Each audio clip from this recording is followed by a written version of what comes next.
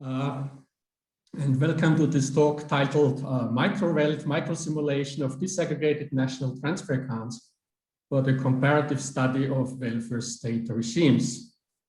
MicroWELT is the name of a dynamic microsimulation model, which I tried to introduce today. I'm not presenting a single study or a single project, so also this software or this model is now used in a series of different projects. So what I try to do is to introduce the model itself and give you a flavor of how it can be used, picking example from various different projects.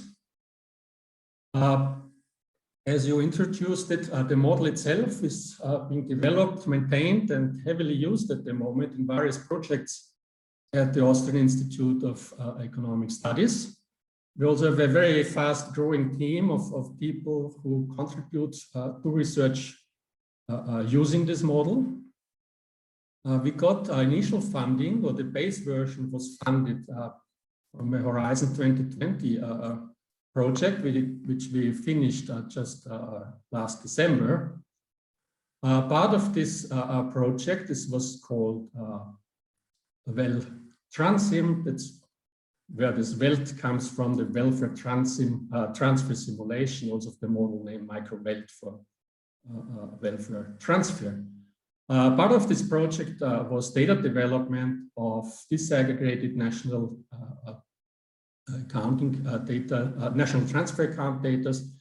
This work was carried out mostly at the University of Barcelona. Meanwhile, we have 6 follow-up projects using this MicroWELT model.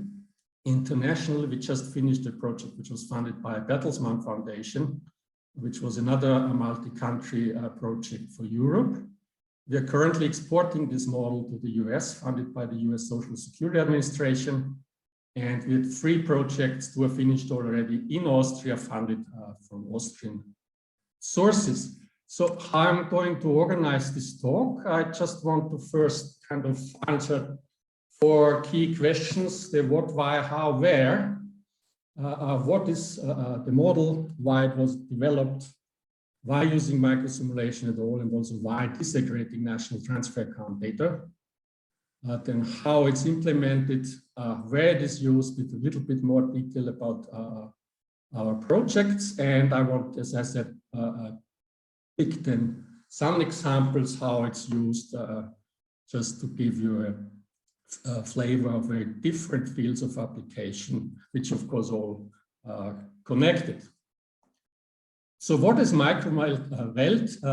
MicroWELT is actually 2 things. It's first, of course, a microsimulation model, which was developed alongside a concrete project. And in this context, it's a comparative dynamic microsimulation model integrating detailed socio-demographic projections with individual accounting of welfare transfers as they are captured in disaggregated national transfer account data. MicroWELT is also designed as a modeling platform, which is used in various projects. So one of the design goals was making it was this platform idea to make it a base of other applications. It can be modified, refined, extended, and moved, developed in all kinds of directions. And that's exactly what we did also in the last years and also current projects. So from the design goals, yes, it's a comparative model. It was initially developed for 4 countries representing different welfare state regimes. So it's mostly based also on European standardized data like SILK data, which are available for all countries. For other design goals, we try to be as transparent, accessible, flexible as possible, meaning the model is fully documented. There's a project website where it's accessible. You can download it, you can run it yourself. And it's flexible, meaning this is the spec, this platform idea. So just one slide, why using microsimulation at all? I think there are 3 key reasons or 3 applications where dynamic microsimulation makes sense. One is when if population heterogeneity matters, and this is of course the case in our project, where we want to do distributional studies of transfers, distributions between generations, between cohorts, but also between population groups, and our key groups are by education and family type. So we want to see transfer flows between these groups. Dynamic microsimulation makes sense if behavior is more stable or better understood on the micro level.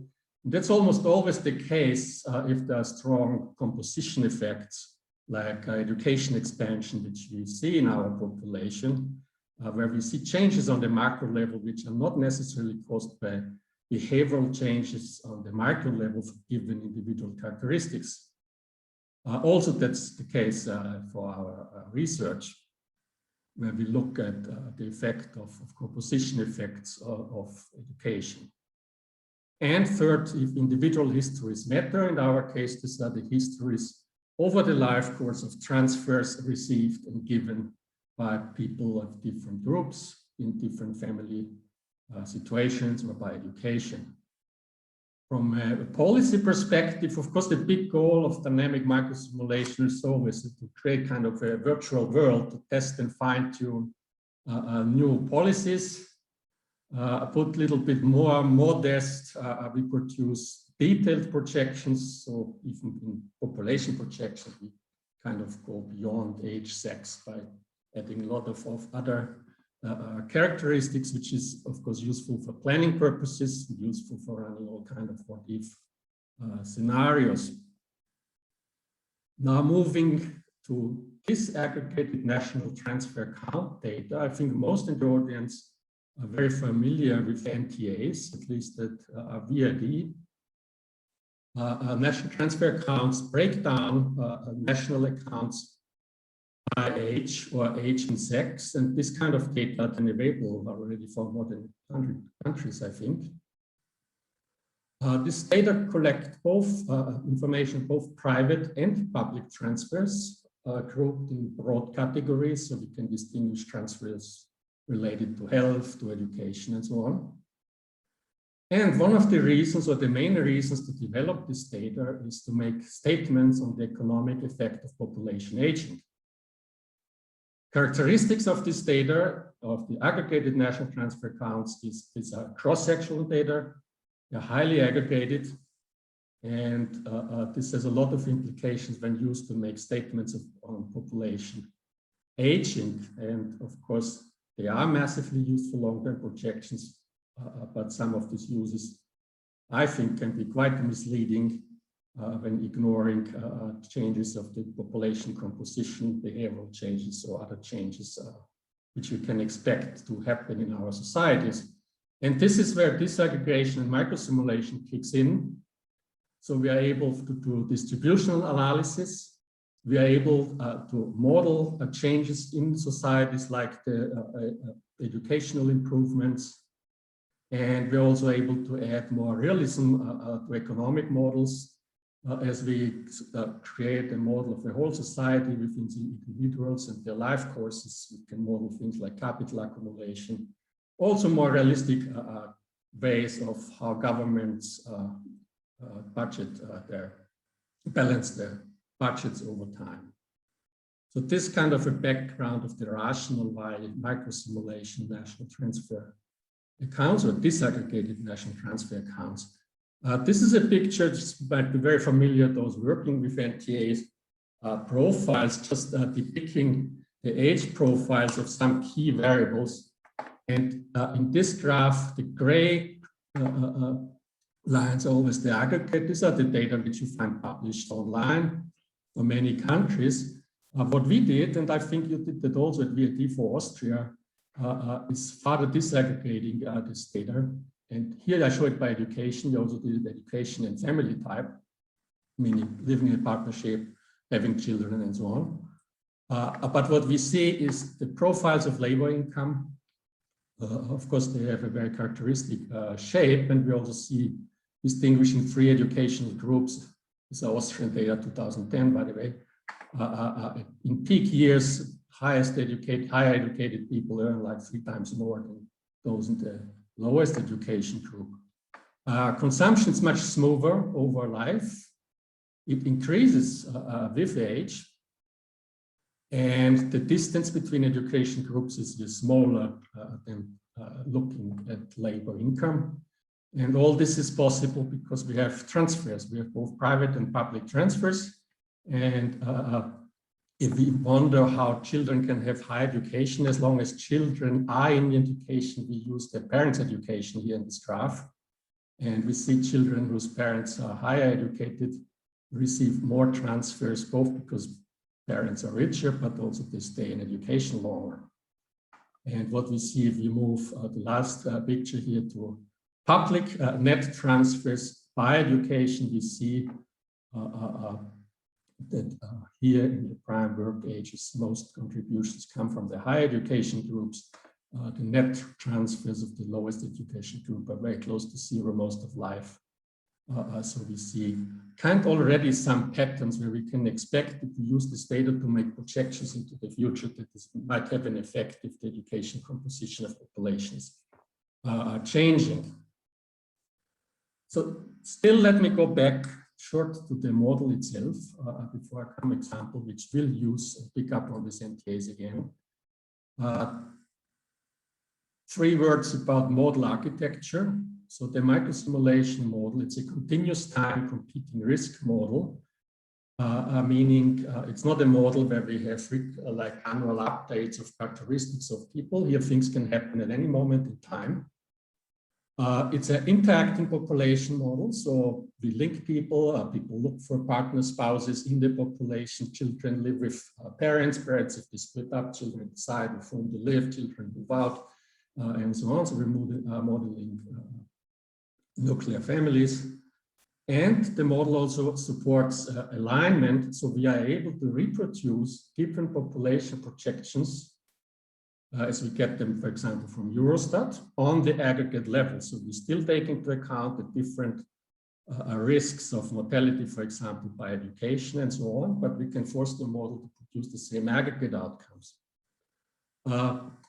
Technically, the model is implemented in a language called Morgen. This language is developed, maintained at Statistics Canada, and there's now a new open source implementation of this software available under the name of OpenM++, and Statistics Canada now is in a transition actually itself from Morgen to OpenM. It's the same language. OpenM is just a much more powerful. It's a new version. It's platform independent. It's open source. You can run it in the cloud. So there's a lot of new exciting features which update also the software to future needs. The model has a graphical user interface, so it can be actually used. You can download it from our website. It's fully documented. You can run it on your computer, and you can manipulate parameters there and see result tables and so on yourself. So it doesn't need some person really trained in microsimulation to run it. There's a project website, MicroWELT EU, which is very detailed. You find all our studies there. You find related projects. You can download the model. You find the user guide there and so on. As if you code discussion, you can see the code and also the analysis scripts there, how the parameters are derived. So we can even completely reproduce the research we did, at least for the WEL-TRANSIM project. So where is it used? As I said, the initial project was WEL-TRANSIM, Horizon 2020 projects. From there, we did refinements for Austria. For one, I will bring an example, public health expenditures by education, also accounting for different mortality by education. Second example was the economic integration of immigrants into Austria. So there we extended the model, really having characteristics like origin, country of origin, type of immigration, like labor migration, family migration, refugees. And we also include onward migration by all these characteristics, because the duration people stay in Austria is very different, meaning that the inflow of people we get every year to Austria has a very different distribution than the stock of migrants who stay or who we observe as people, as part of the population, which also has a lot of implications, of course, on the future labor market. We're currently doing a project where we study employment careers of the older workforce, here in connection with health status and how people with health limitations are integrated in the labor force or can be integrated. So these are kind of the Austrian refinements. We have an Austrian version which is much more detailed, where we have a very fine-grained depiction of the Austrian school system, the careers, the students' careers by individual background, like country of origin and so on. Internationally, we extended from the initial model, as I said, to another EU version for other set of European countries for labor force and employment projections. That's work we have done funded by Bertelsmann Foundation. Here we extend the model. We also have the health dimension in it, and labor force participation, unemployment, employment, of course, then, and hours worked. So we go some steps beyond what we did in the original model.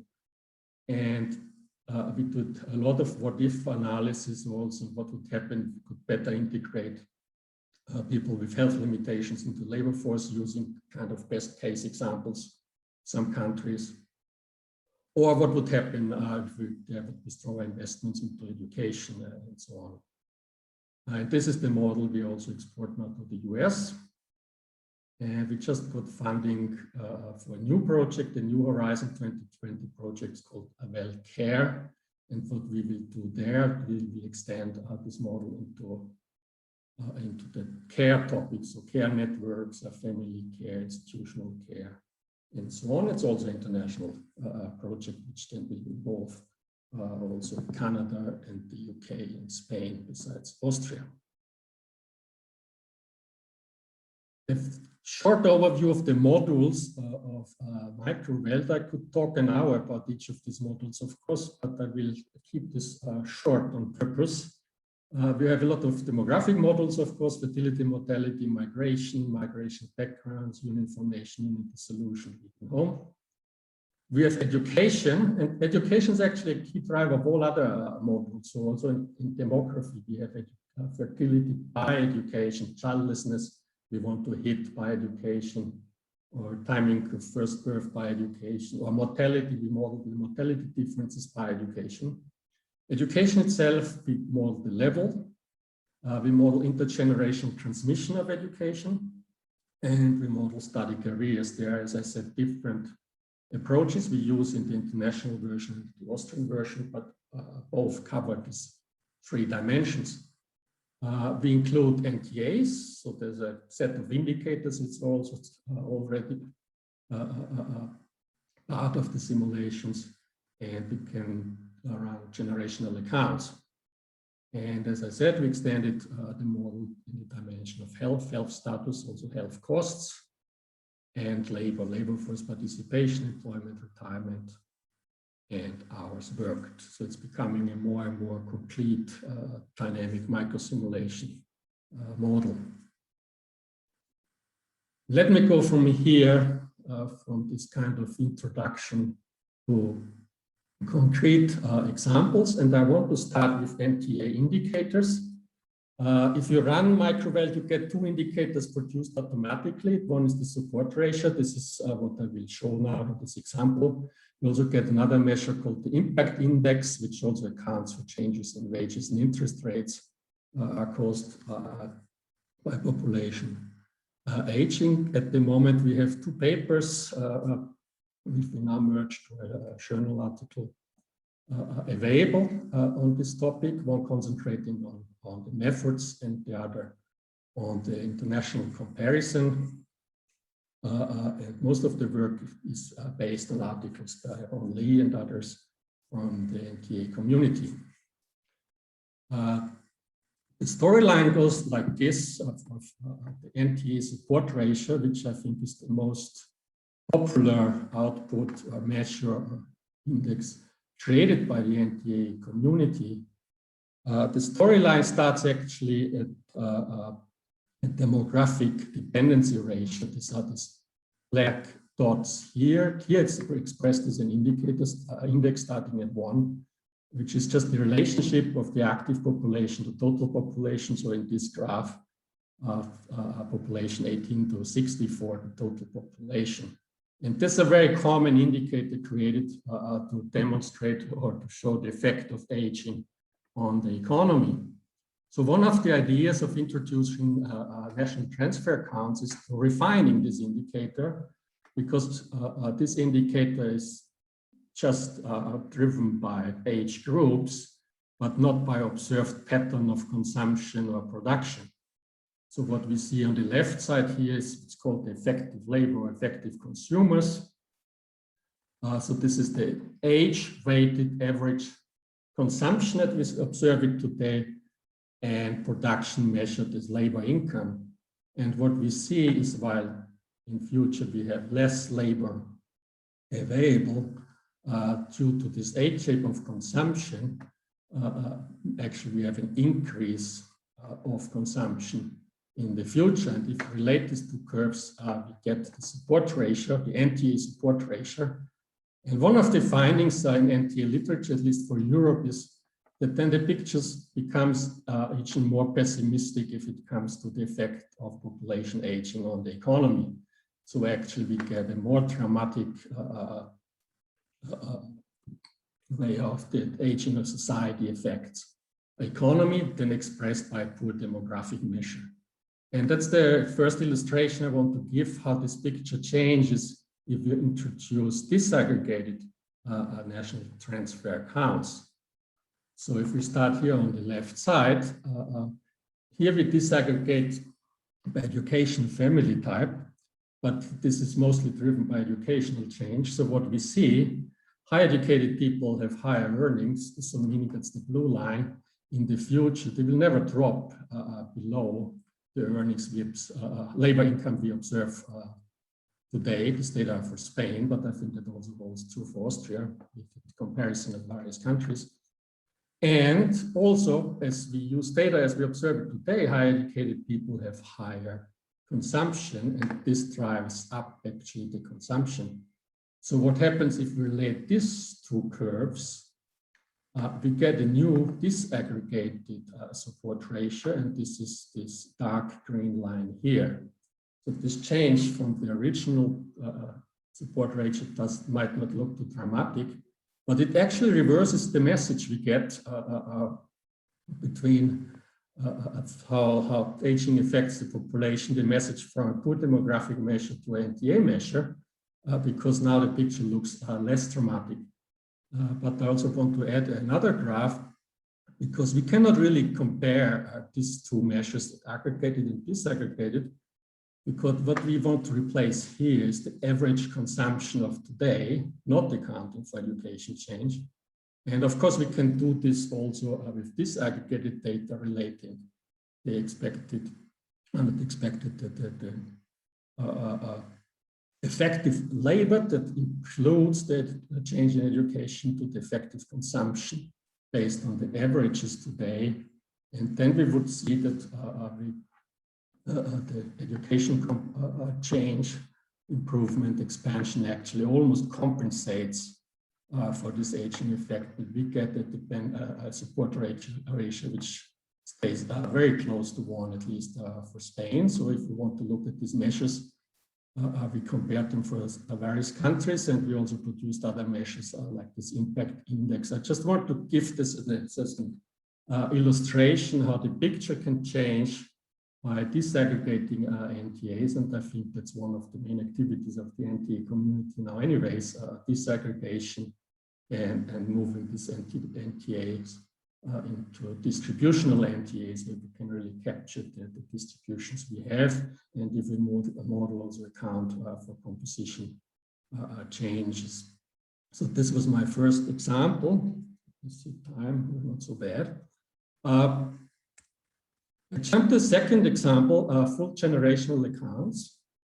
What we did here is we started from reproducing a paper, an approach from Ron Lee in a publication, the Population Development Review, where he introduced full generational accounts, meaning generational accounts being the net present value of all the transfers people receive, a cohort receives over life, and full accounts because it includes both private transfers and public transfers. So what can be compared, how these transfers change between cohorts, compared with the disaggregation, different education groups. We distinguish people who ever had children in their life with childless persons. So we did kind of a lot of analysis and also comparative analysis between the countries. What I want to show here is one single picture, which I think captures, at least for Austria, very nicely the operation of the Austrian welfare state in a single graph. We reproduce the same model as we found in literatures. We use the same assumptions on growth rates, discount factors, and the way how budgets are balanced in the future. It's a symmetric balancing, meaning if taxes are increased at the same amount as benefits are lowered in order to balance budgets in the future. So it's a very simplistic approach, but we wanted to stay consistent with literature. If we look at private transfers, we see each generation, or this is the 2010 birth cohort. And what we relate is the net present value of transfers in relation to the total income of a person, labor income of a person. And what we see is private transfers, people of all education groups over their life course receive more than they give to the next generation. It's about, for childless people in all education group, about 20% of all labor income is received on top of all labor income in transfers. And people with children, of course, transfer part of that to the next generation. But what we see is it's about the same, expressed as labor income within these groups. It's the same amount, the same relationship we see it across the groups. If we look to public transfers, we see first there's a huge redistribution from higher education to low education. It's actually the higher education group, the only net payers into the system over the life course. And we see that public transfers in Austria actually compensated differences in private transfers between parents and childless people. That's not the case in other countries, or not to this extent, but for Austria, we get almost, we end up actually parents and childless within the education groups end up with the same total transfers received over life. So this is one result we got from this study. I want to move on to a very different topic, different study. What we did here, we studied the life course public health expenditures. It extends a little bit what we did with the NTAs. The NTA data we got did not disaggregate health expenditures by education and family type. There's a lot of data problems doing that, especially in higher ages. So we tried to do that for Austria based on various different data. Health is very related to education. So we see here self-reported poor, very poor health in the ATIS survey by education. So we see big differences in the proportion of people of bad health by education. And what we find is that this also translates into healthcare utilization of public health services like visiting doctors, hospital stays, and so on. So what we tried is to create profiles, cost profiles by sex and education.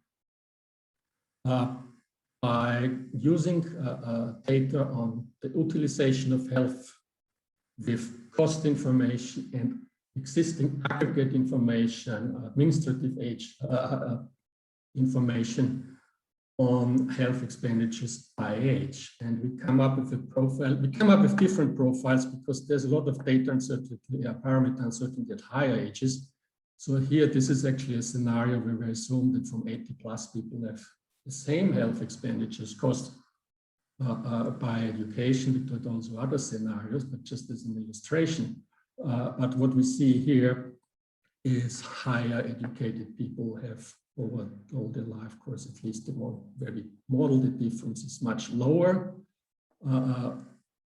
health costs than the lower education groups. And this holds true for both male and female. If even assuming now here same costs from 80 plus, it does not mean if you look into a cohort that this is the same costs, because we factor in a different life expectancy by education. So you see here for different cohorts, even with same individual costs, people of higher education have longer lives, and so they cost more than at higher ages. And summing this up to lifetime costs of public health, we see a very clear age pattern, both for females and males. This is especially the case if we just use the current mortality and we do not account for different mortality by education. Then we get the first patterns. This is this A1 here, and both for female and male, you get the same pictures. If we factor in the mortality difference by education, which is much higher actually for a male, we see these differences become closer for females, and for male, it becomes flat. So the higher life expectancy here translates in higher costs, and this kind of benefit here of higher education gets lost if we look at lifetime expenditures for men. And the third graph does the same, but here we also use mortality projections, so improvements in mortality over time. So that's a second example how we use the microsimulation in study. We also did then kind of projections of public health expenditures that compare the effects of factoring in educational change or not, or we did different scenarios on healthy aging and so on. So that's just an illustration I wanted to give here as one of the ways we use the model. And there's still time for one more example. Here we just show you one graph. I want to move back a little bit where we started with population change and what parts of population change are captures in NTAs and which are not captured. This is a study we did for Bertelsmann Foundation, where we studied the impact of education and health and labor force participation on macroeconomic consequences of aging. Macroeconomic comes here because we actually link the microsimulation with a WIFO macroeconomic model. I'm not talking about this here, but if you want to read the study, it's also a newer way we use the model by this micro-macro linkage. What I do want to show is for Austria, there's an example. As I said, we did various countries, and most what if analysis is actually done for Germany. This is just a decomposition of the changes in the labor force between now and 2080. And we decomposed it by population effect, just different ages we have, an education and health effect, and pension effect. And the green is the population effect. So we see a decrease of the labor force over all ages, and a very small increase here for the higher ages. This would be the picture that we could get from NTAs. So there's no behavioral change here and so on. And it just assumes that it just factors in the different population by age.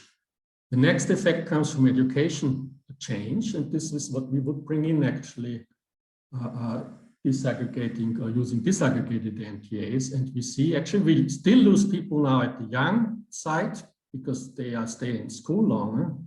But from 25 on, we actually get more people in the labor force, but additional people compared, and especially here from 55 plus, people with high education, they stay longer in the labor force, we get quite a substantial education effect here. And the third thing we model is then the pension effect, because it's get harder and harder to retire early, and we have pension reforms in all European countries, or most European countries. And this is a scenario for Austria. So we see then we get additional people, especially between 55 and 64, in the labor market, into the labor force. So just comparing what we do with disaggregated NTAs, we would stay here with the dark green shape, and which would completely move if we account for composition changes, but also some policy effects. And this is just the quantitative effect on labor. This is the labor force, but as we have a higher educated labor force, of course, this will also impact the human capital of the labor force. So just looking at this graph, we see a very different picture we might get by doing a projection that factors in all these details when making statements of the effect of population aging on the economy, then ignoring all these effects and just using cross-section data from today. So with these illustrations, I want to finish here. Just one more slide, brief outlook, and maybe we can initiate a discussion then. The situation we are now in at WIFO, we are in a kind of phase of validation and consolidation with all kinds of different applications and models. We want to integrate them back into one or two applications. We work on what we call X-compatibility, meaning we make a transition, technical transition from Watching to OpenM, which is the same language but stricter, so we have to be more disciplined in programming. And we work on standardization and we try to exploit synergies between the models we created, but also with related models. As Alexia mentioned before my talk, I'm also working for a World Bank, where I developed a model called Dynamis POP, which is concentrates on education, health, and human capital in developing countries. And we currently have an application in Bangladesh. And we also have a partnership between WIFO and the Slovenian Institute of Economic Studies, which develops or has developed and now updates a pension microsimulation model. There's a lot of shared code between these models, and I really try to standardize that as most, making most out of possible synergies. We have new challenges and opportunities. We have this new topic now with the new project concentrating on care. And in current project and also for future, we want to concentrate more or invest into longitudinal analysis. So MicroWELT is still a very simple model. And we want to really go into more detailed longitudinal life course analysis and more consistent individual life courses in the simulation. And we have new collaborations in these new projects. We have now new partners in the UK and also in Canada. I'm very excited actually now reconnecting with people with whom I worked in Canada in a former life, and who were kind of the leads in both on the subject matter on care, but also in dynamic microsimulation, including the development of the Module and OpenM language we are using. And of course, we're very open for collaborations with other research institutions and people. And I think I'm more or less in time, I hope. I'm not talking too much. It's very hard just talking to a computer. But this is where I stop. This is the slides. I don't know if they're distributed afterwards. I made a list of recent contributions. They're all from the last 1 year or so. which kind is a collection of our output using the model. And if you want to contact me directly, you see my email here again, martin.spielauer@wifo.ac.at. So thank you.